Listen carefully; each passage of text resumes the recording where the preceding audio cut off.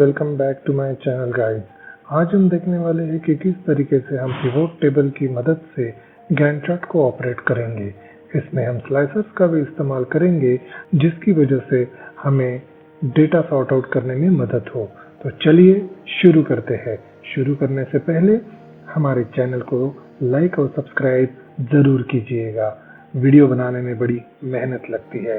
तो चलिए गाइस शुरू करते हैं।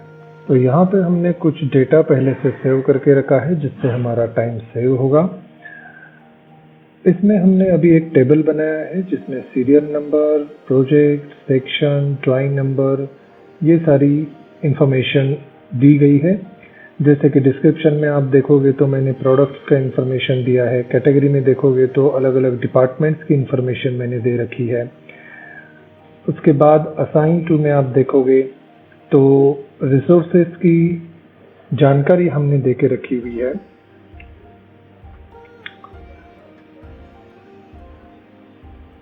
जैसे आपके कोई रिसोर्सेज हो, एम्प्लॉयज हो, उनकी इंफॉर्मेशन आप यहाँ पे डाल सकते हो।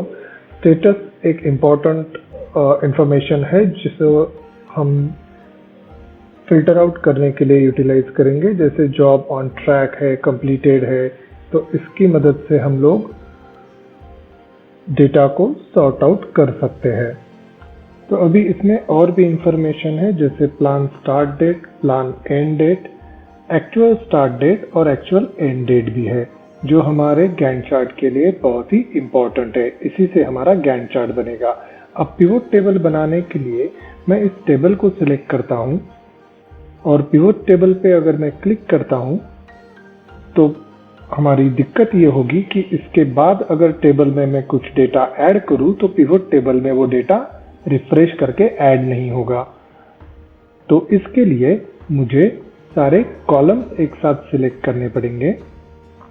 पिवोट टेबल सिलेक्ट नहीं करना है, सिर्फ ये जो डेटा है आपका, इस टेबल को आपको सिर्फ सिलेक्ट नहीं करना है। आपको यहाँ नीचे डेटा ऐड करने के लिए जो बाद में आप इस तरीके से ऐड करते जाएंगे, जैसे प्रोजेक्ट, सेक्शन, ये सारी इंफॉर्मेशन ऐड करते जाएंगे तो पिवोट टेबल भी आपका बढ़ते जाना चाहिए। तो मैं सारे कॉलम सिलेक्ट करूंगा, पिवोट टेबल पे क्लिक करूंगा। यहाँ पे आपको कोई इंफॉर्मेशन ऐड करने की जरूरत नहीं है क्योंकि सिलेक्शन हमने ऑलरेडी कर लिया है। सिलेक्शन करने के बाद हम न्यू वर्कशीट में ये डेटा चाहते हैं, न्यू वर्कशीट में हमारा पिवोट टेबल बने ये हम चाहते हैं। तो हमने न्यू वर्कबुक पे वर्कशीट पे क्लिक करके रखा हुआ है। इसके बाद मैं क्लिक करता हूँ ओके। तो सेकंड शीट मेरा जनरेट हो चुका है जहाँ पे अभी ये पिवोट टेबल जनरेट होगा। इस तरफ पिवोट टेबल फील्ड की इंफॉर्मेशन है। जो कोई भी इंफॉर्मेशन मैं यहाँ पे सिलेक्ट करूंगा वो सारी यहाँ पे पिवोट टेबल में बनते जाएगा। पिवोट टेबल किस तरीके से बनाना है ये हमने बहुत अच्छी तरीके से एक्सप्लेन किया है जिसकी लिंक मैं डिस्क्रिप्शन बॉक्स में दे दूंगा। तो अब ये हमारा पिवोट टेबल बन चुका है। पिवोट टेबल फील्ड्स में जाके हम कुछ इंफॉर्मेशन यहाँ से सिलेक्ट करेंगे जैसे कि कैटेगरी, असाइन टू और प्रोजेक्ट्स। देन हम सिलेक्ट करेंगे सेक्शंस और हम इसमें सिलेक्ट करेंगे plan start date, end date, actual start date और एक्चुअल एंड डेट भी हम सिलेक्ट करेंगे। इसमें कुछ मंथ वगैरह जैसा कुछ कॉलम आ जाता है जिसको हम डिसिलेक्ट कर देंगे। इसमें स्टेटस भी इंपॉर्टेंट है जो हमने अभी सिलेक्ट कर लिया है। यहाँ पे सारी इंफॉर्मेशन रोज में आ रही है। अब इसमें जब पिवोट टेबल जनरेट होता है तो कुछ एक वियर्ड फॉर्म में ये डेटा यहाँ पे जनरेट हुआ नजर आता है। हमें इस तरीके से नहीं, हमें टेबल फॉर्म में, टेबुलर फॉर्म में ये डेटा चाहिए। तो मैं जाऊंगा यहाँ पे डिजाइन में और शो इन टेबुलर फॉर्म पे क्लिक करूंगा तो इसमें डेटा चेंज हो जाएगा। फिर भी अभी डेटा जैसा हमें चाहिए वैसा है नहीं। तो हम यहाँ पे जाके फील्ड सेटिंग्स में हर एक आइटम की फील्ड सेटिंग चेंज करके इसमें नन सिलेक्ट करेंगे सब टोटल में। तो सारे प्रोडक्ट्स की जो सब टोटल यहाँ पे नजर आ रही है वो अपने आप डिलीट होती जाएगी। ये थोड़ा लेंदी वर्क है but we have to do that, ये हमें करना ही पड़ेगा। तो जैसे कि सेक्शंस में जाके मैं करूंगा यहाँ पे नन कर दिया, ओके पे क्लिक किया, फिर मैं जाऊंगा प्लान स्टार्ट डेट में, फिर मैं जाऊंगा प्लान एंड डेट में, देन एक्चुअल स्टार्ट डेट में भी ये करना पड़ेगा, none, okay, then actual end date में फील्ड सेटिंग्स, नन, ओके। तो जैसे जैसे मैं ये डेटा नन करते जा रहा हूं, आप देख रहे हो कि मेरा टेबल जो है अभी जिस फॉर्मेट में मुझे चाहिए था उस फॉर्मेट में अपने आप बन गया है। इसमें हम कॉलम्स को सेट करेंगे, कॉलम्स को किस तरीके से सेटिंग फिक्स करते हैं वो भी मैं आपको बताऊंगा। फिर भी दोस्तों अभी भी आप देखेंगे कि हमारा डेटा जिस तरीके से हम चाहते हैं, मैं चाहता हूं उस तरीके से सेट नहीं है। जैसे कि डेट फॉर्मेट हो, डेट फॉर्मेट चेंज करने के लिए जैसे अभी यहाँ पे आप देखेंगे कि 14 मार्च, 5 फरवरी ये डेट फॉर्मेट दी गई है, इसमें ईयर नज़र नहीं आ रहा है। अब हम इसे कैसे सेट कर सकते हैं? तो हमें इन कॉलम्स को सिलेक्ट करना है, राइट क्लिक करना है और जाना है हमारे फॉर्मेट सेल्स में, सॉरी अनग्रुप्स में। तो इनको करना है अनग्रुप। जैसे ही मैं अनग्रुप करता हूं, हमें हर एक कॉलम को अलग अलग अनग्रुप करना पड़ेगा। जैसे ही मैं इसको अनग्रुप करता हूं तो इसका डेट फॉर्मेट चेंज हो जाता है। अब जब इसका डेट फॉर्मेट चेंज हो चुका है, पर फिर भी जिस डेट फॉर्मेट में मुझे चाहिए, जैसे कि डेट, मंथ का नाम और ईयर, उस डेट फॉर्मेट में ये अभी नहीं है। तो इसके लिए मैं इन चारों कॉलम को सिलेक्ट करूंगा। यहाँ से मैं ब्लैंक्स को हटा देता हूँ, अगर कोई ब्लैंक लाइन है तो यहाँ से हट जाएगी। अब मैं इन चारों कॉलम्स को सिलेक्ट कर लेता हूँ, राइट क्लिक करके फिर से मैं जाता हूँ फॉर्मेट सेल्स। इसमें जाके मैं जिस भी डेट फॉर्मेट में मैं चाहूँ यहाँ से सिलेक्ट करके ओके दबाता हूँ, तो ये डेट फॉर्मेट मेरा चेंज हो जाता है। अभी दोस्तों हम देखेंगे कि किस तरीके से मैं इस पिवोट टेबल को फॉर्मेट करता हूँ। जैसे कि अब यहाँ पे देख सकते हो, ये डिज़ाइन है, कैटेगरी जो आप नाम है वो बहुत ही ऊपर है, तो मुझे इस कैटेगरी का नाम मिडल में चाहिए। तो यहाँ पे मैं जाके मर्जिंग ऑफ सेल्स को एक्टिवेट कर दूंगा और मैं यहाँ पे जाके जैसे ऑटोफिट कॉलम्स है जो मैंने आपको बताया था कि मैं आपको दिखाऊंगा, ये ऑटोफिट कॉलम्स को मैं डीएक्टिवेट कर दूंगा। तो विड्थ कॉलम की अपने आप एडजस्ट होना बंद हो जाएगी। यहाँ पे मैं शो एंड एक्सपांड जो बटन है इसको भी डीएक्टिवेट कर दूंगा। तो आप देखोगे कि design, manufacturing support, release and template अभी मिडल में आ चुके हैं। तो इस तरीके से मैं इसको फॉर्मेट कर सकता हूं। अब दोस्तों इसके लिए अभी मुझे जैसे कि यहाँ पे ग्रैंड टोटल है, ये ग्रैंड टोटल भी मुझे नहीं चाहिए, तो मैं ऑप्शंस में जाके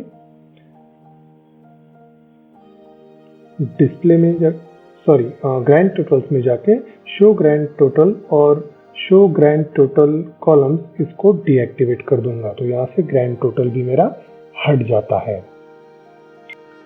अब हम देखते हैं दोस्तों किस तरीके से हम इस टेबल को फॉर्मेट कर सकते हैं।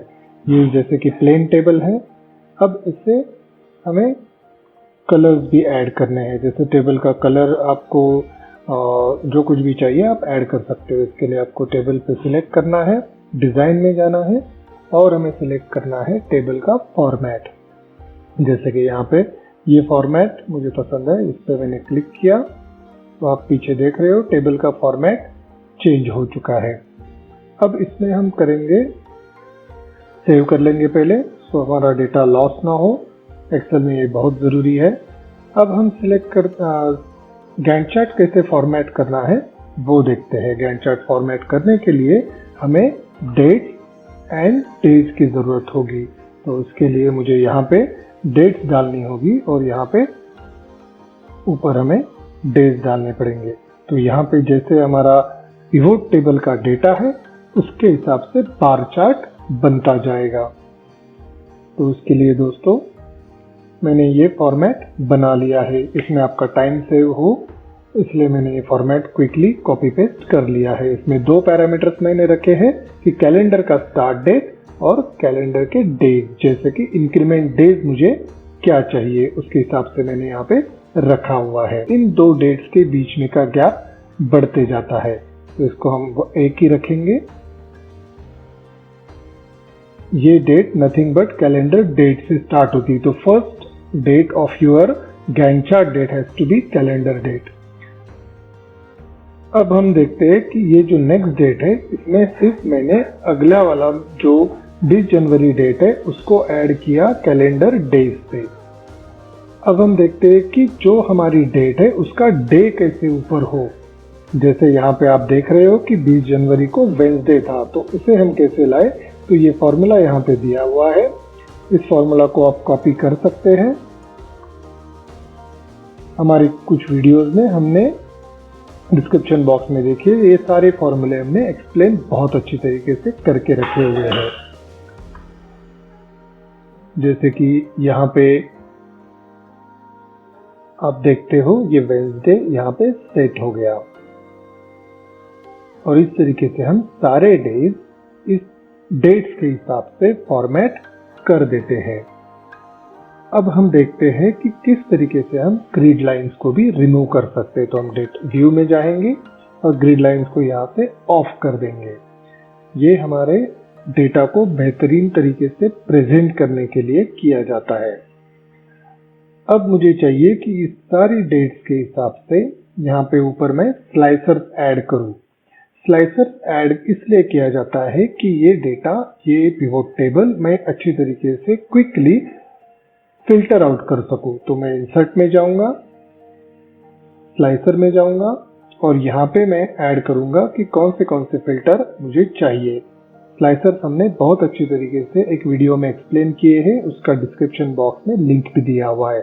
अब यहाँ पे मुझे जैसे कैटेगरी चाहिए, असाइन टू चाहिए और स्टेटस, ओके पे क्लिक करूंगा और मेरे सामने तीनों स्लाइसर्स आ चुके हैं जो मुझे फिल्टर की तरह इस्तेमाल करने होंगे, और ये मुझे सहूलियत देगा कि किस तरीके से मैं डेटा को सॉर्ट आउट करना चाहता हूँ पिवोट टेबल में।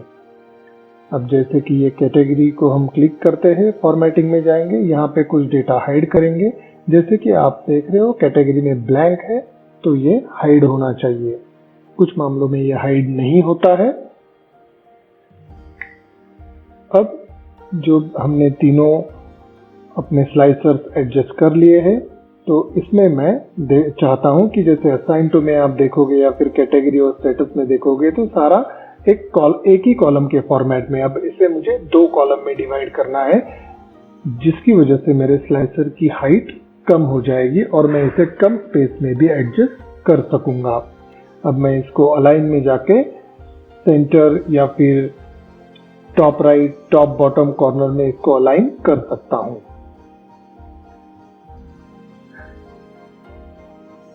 अब मैं स्लाइसर को एडजस्ट कर चुका हूं, इनको मैं यहां से अलाइन कर लेता हूं। मिडल में ऑलरेडी अलाइन कर चुका हूं। अब मैं जाता हूं ग्रुपिंग में और इनको ग्रुप पे क्लिक कर देता हूं, जिसकी वजह से अब ये तीनों स्लाइसर एक साथ मूव होंगे। मुझे हर एक स्लाइसर को अलग अलग मूव करने की जरूरत नहीं पड़ेगी।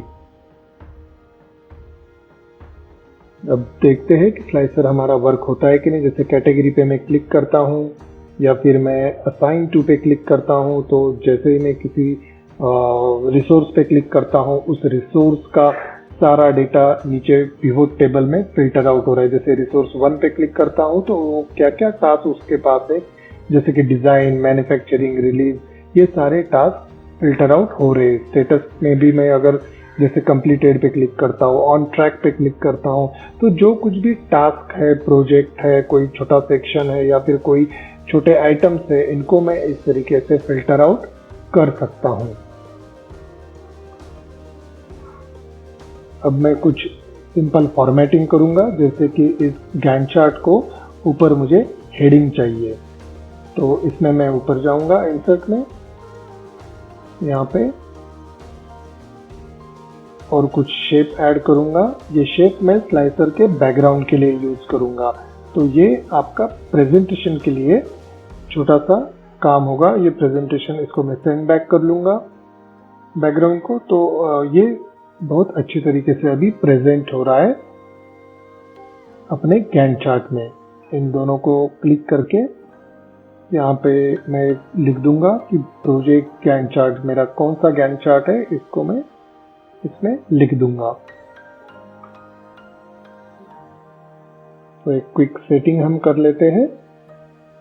अब दोस्तों हम इसको फॉर्मेट करने के बाद इन दोनों स्लाइसर और उसके बैकग्राउंड को एक ग्रुप में बांध लेंगे। सो इसकी वजह से जब भी हम इसको मूव करेंगे तो ये अपने बैकग्राउंड के साथ मूव होने वाला है।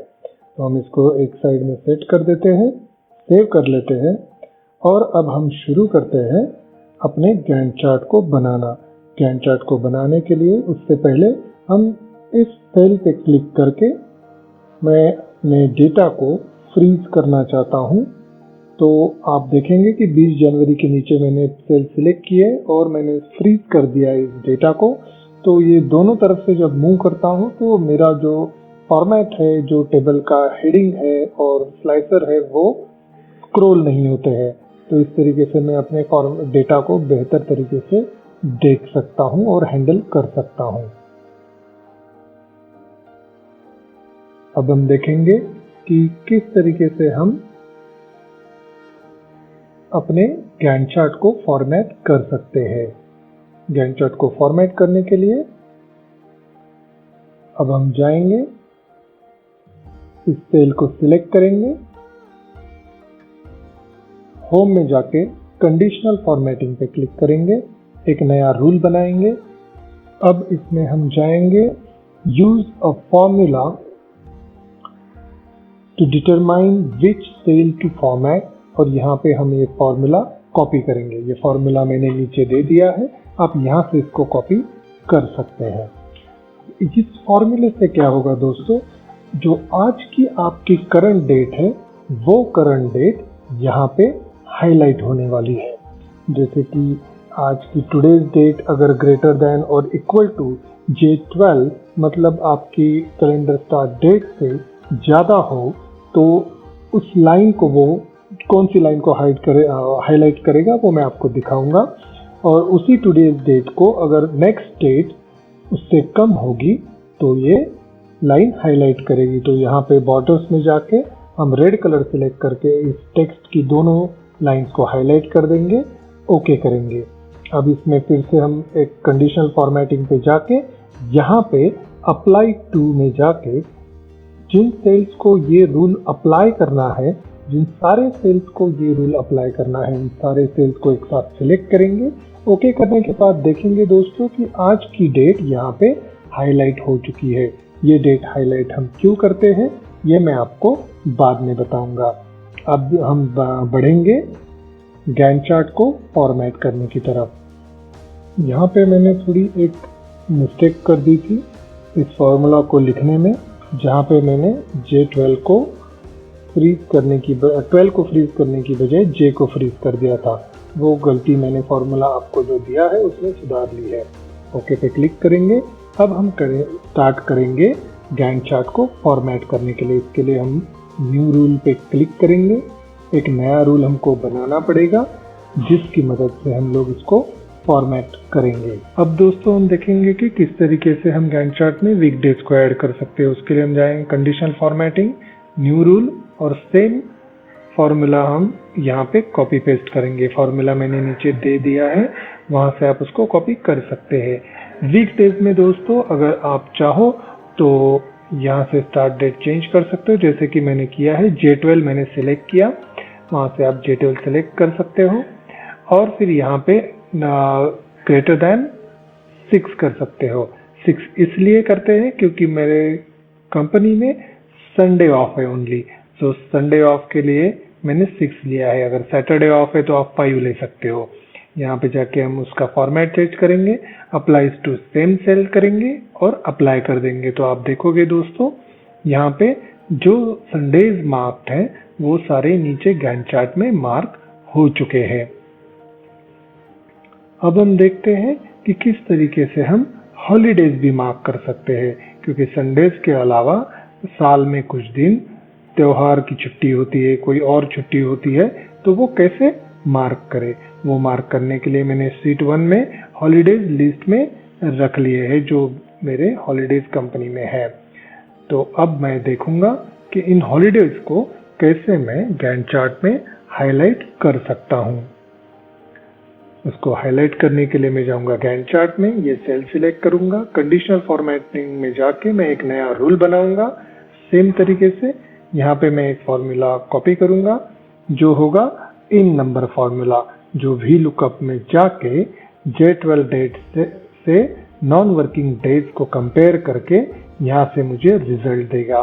ये फॉर्मूला आप डायरेक्ट अपने एक्सेल में कॉपी कर सकते हैं। मैं यहाँ पे उसका कुछ फॉर्मेट चेंज करूंगा।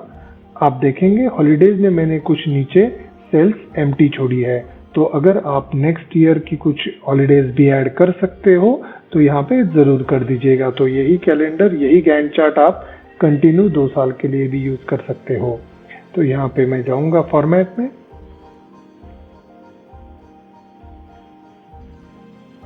और यहाँ पे उस हॉलीडेज को अलग कलर से मार्क कर दूंगा। सेम फॉर्मूला में सेम सेल्स को अप्लाई करूंगा। अप्लाई करने के बाद आप देखोगे कि ये डेट हाईलाइट हो चुकी है। तो मुझे अपने आप गैंट चार्ट में पता चल जाएगा कि 1 जनवरी 26 जनवरी जो है वो हाईलाइट हो चुके हैं और यहाँ पे मुझे हॉलीडेज है और यहाँ पे मुझे मैन पावर प्लान नहीं करनी है इन दिनों को। तो दोस्तों अब हम देखते हैं कि किस तरीके से हम प्लान डेट और एक्चुअल डेट्स को हाईलाइट कर सकते हैं गैंट चार्ट में। तो सबसे पहले मैं यहाँ डिज़ाइन में जाके कुछ अपनी जो रोज एक्स्ट्रा मैंने ऐड करके रखी थी उनको डिलीट करता हूँ। वो किस लिए मैं डिलीट कर रहा हूँ वो मैं आपको ज़रूर बताऊँगा। अब देखिए कि जहाँ पे मुझे प्लान डेट इस बार चार्ट में हाईलाइट करनी, वहीं पे मुझे एक्चुअल भी हाईलाइट करना है। तो एक्चुअल को हाईलाइट करने के लिए मुझे एक एक्स्ट्रा रो की ज़रूरत है। उस एक्स्ट्रा रो को ऐड करने के लिए मैं पिवोट टेबल पे क्लिक करूंगा, डिजाइन में जाके ब्लैंक रोज में जाके insert blank line after each item इस पे क्लिक करूंगा। ये क्लिक करते ही मेरे हर आइटम के नीचे एक एक्स्ट्रा लाइन ऐड हो जाएगी और मैं प्लान एंड एक्चुअल डेट बहुत अच्छी तरीके से शो कर पाऊंगा। अब मैं यहाँ पे एक कंडीशन फॉर्मेटिंग ऐड करूंगा, न्यू रूल बनाऊंगा। इसमें मैं सेम फॉर्मेट में जाके एक फॉर्मूला कॉपी करूंगा जो मुझे बताएगा कि किस तरीके से मैं E13 अगर आप देखते हो तो ये प्लान स्टार्ट डेट है। अगर वो लेस देन और इक्वल टू J12 मतलब स्टार्ट डेट से कम होगी या फिर F13 मतलब प्लान एंड डेट ये अगले वाले डेट से ज्यादा होगी तो 1 दिखाएगा, एल्स कुछ भी नहीं दिखाएगा। ये इस फॉर्मूला का मीनिंग होता है। इसमें मुझे रोज को फ्रीज करना है। E13 में प्लान डेट में मुझे कॉलम को फ्रीज करना है, रोज को नहीं। और आप उस तरीके से, जिस तरीके से मैंने फॉर्मूला दिया है उस तरीके से आप फॉर्मेटिंग कीजिए। किस रो को और किस कॉलम को फॉर्मेट करना है वो मैंने फॉर्मूला में ऑलरेडी बता दिया है। अब हम सेल्स को फॉर्मेट करेंगे और थोड़ा ग्राफिक्स इसमें ऐड करेंगे और फिर यहाँ पे मैं सिलेक्ट कर लूंगा एक थोड़ा डार्क कलर, को सिलेक्ट करके ओके करूंगा। इसमें नंबर में जाके मैं कस्टम्स में जनरल में एक 3 सेमीकोलन ऐड करूंगा, जिसकी वजह से मुझे जो 1 नंबर मैंने ऐड किया हुआ है फॉर्मूला में वो दिखाई नहीं देगा। और अब मैं बॉर्डर लाइन जो सेल मेरे हाईलाइट होने वाली है उसकी बॉर्डर भी सेम कलर से सिलेक्ट करूंगा, ओके करूंगा और मैं उसी सेम सेल्स को ये रूल अप्लाई करूंगा और इसके बाद मैं अप्लाई पे क्लिक करूंगा तो बूम, देखिए ये सारी प्लान डेट अभी हाईलाइट हो रही है। तो दोस्तों देखिए इस तरीके से हम सारे अपने प्लान डेट हाईलाइट इसमें कर सकते हैं। तो इसी तरीके से हमको एक्चुअल डेट्स भी हाईलाइट करनी पड़ेगी। अब हम देखेंगे कि किस तरीके से हम एक्चुअल डेट को भी हाईलाइट कर सकते हैं जो हमें इस सेकंड रो में करनी है। तो इसके लिए दोस्तों थोड़ा लेबरस वर्क हमको करना पड़ता है। हमें एवरी एक्चुअल रो को सिलेक्ट करना पड़ेगा मैन्युअली। ये इसलिए करना पड़ता है क्योंकि इन्हीं सेल्स पे हमें फॉर्मूला अप्लाई करना है, जिन सेल्स को हमें एक्चुअल्स में हाईलाइट करना है अलग कलर में। तो जैसे आप डेट डालोगे तो वो हाईलाइट हो जाए। जैसे अभी मैं जा रहा हूँ न्यू रूल्स में, यहाँ पे जाके मैं सेम नया रूल अप्लाई करूँगा। इस नए रूल में मैं आपको एक्सप्लेन करता हूँ कि सेम तरीके से जैसे प्लान में हमने किया था वैसे ही इसको भी फॉर्मेट करना है। जैसे G13 में मैंने G जो कॉलम है उसको फ्रीज कर दिया है, 13 रो ओपन रखी हुई है। वो लेस देन और इक्वल टू J12 है जिसमें मैंने 12 को फ्रीज किया है, J को ओपन रखा है। H13 में भी मैंने H को फ्रीज किया है, 13th रो को फ्री रखा है। और K12 को भी सेम मैंने K को फ्री रखा है, मतलब कॉलम को फ्री रखा है, और 12 मतलब रो को फ्रीज किया है। अब मैं जाऊंगा फॉर्मेट सेल्स में, यहाँ पे मैं अपना पसंदीदा कलर सिलेक्ट करूंगा और इस तरीके से अभी 1 मिनट फॉर्मेट में जाके ये मैंने कलर सिलेक्ट कर लिया है। नंबर में जाके यहाँ पे सेम चीज़ अप्लाई करनी है। कस्टम्स में हमको जनरल में 3 कॉलम्स ऐड करने हैं। फिल में बॉर्डर्स में जाके हमें सेम बॉर्डर कलर सेलेक्ट करना है जिसकी वजह से हमें जो गैंट चार्ट की बार रहेगी वो सही नज़र आए। उन्हीं फॉर्मूलाज को हमको अप्लाई करना है, उन्हीं सेल्स को हमको ये फॉर्मूला अप्लाई करना है।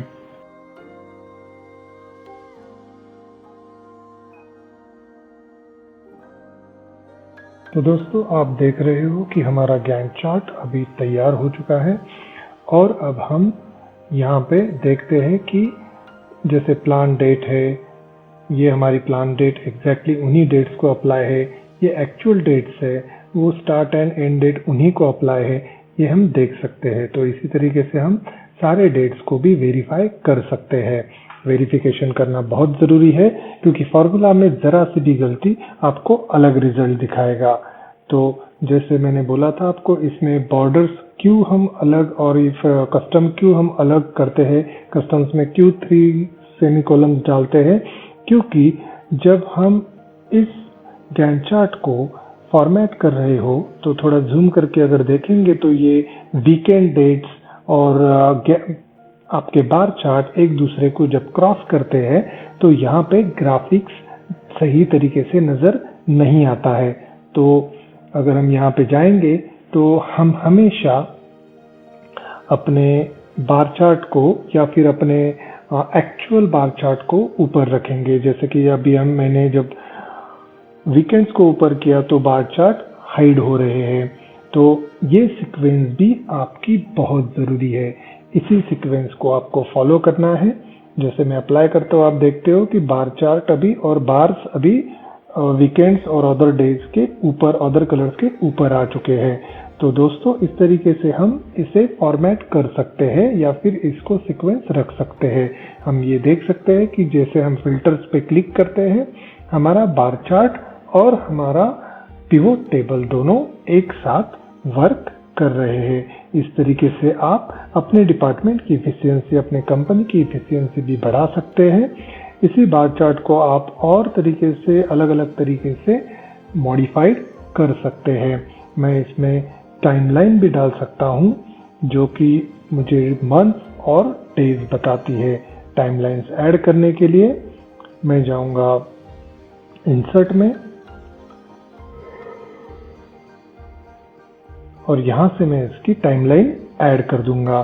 टाइमलाइन ऐड करने के लिए मुझे कौन सी टाइमलाइन ऐड करनी है वो भी मैं सिलेक्ट कर सकता हूं। तो ये टाइमलाइन यहाँ पे ऐड हो चुकी है। तो इसको मैं मंथ, ईयर इसके हिसाब से सिलेक्ट करके, सेटिंग्स में जाके सिलेक्ट करके इसको मैं अप्लाई कर सकता हूं। तो जैसे ही मैं किसी टाइमलाइन पे या किसी मंथ पे क्लिक करता हूं, वो उस तरीके से मुझे डेटा दिखाना शुरू कर देता है। तो ये भी एक फिल्ट्रेशन की अलग मेथड है। जैसे मुझे सिर्फ फरवरी या मार्च या जनवरी जिसका भी डेटा देखना हो उस पर क्लिक करूं तो वो डेटा अपने आप फिल्टर आउट होना शुरू हो जाता है। तो आज के लिए बस इतना ही दोस्तों। प्लीज़ मेरे चैनल को लाइक, सब्सक्राइब और बेल के बटन को हिट ज़रूर कीजिएगा। मेहनत बहुत लगती है वीडियो बनाने में। तो धन्यवाद दोस्तों।